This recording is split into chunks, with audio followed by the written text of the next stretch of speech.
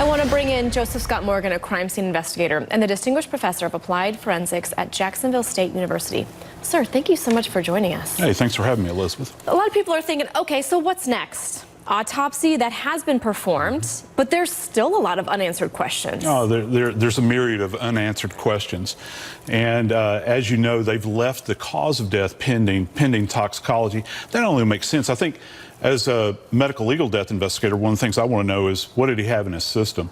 Because, you know, we talk about he's on suicide watch, so obviously is he taking antidepressants? Was he being given antidepressants? This sort of thing. Is he dealing with a major issue relative to depression?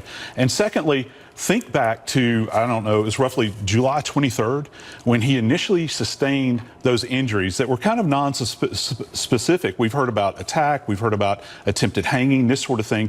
So at autopsy, they had to go back retroactively and examine that area and then look for these fresh injuries that were generated over the weekend with this quote-unquote hanging that took place. For folks at home, how do you begin to investigate a death by hanging, a suicide, or even perhaps something like a murder inside of a prison? I mean, there is incredible surveillance, incredible security, checks every 30 minutes.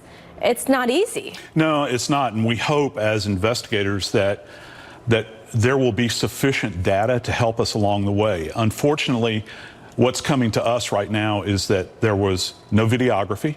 You had cameras that were shut off, that guards were apparently not making their rounds on their post periodically. If you've talked about somebody that, say for instance, that was previously on suicide watch, you would think that they would pay very close attention to this individual, at least sticking their head in the door, looking through the porthole to see if he's okay.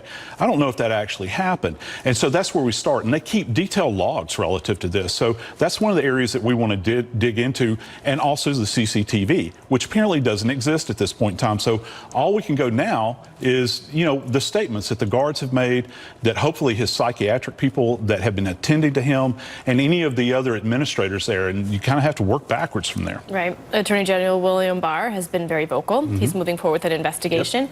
Unusual for the feds to get involved, I mean, but it's a pretty high profile. I mean, talk about, you can't get any more high profile than this right now. No, you can't. And I think that this begins with the Federal Bureau of Prisons, because this is a federal facility.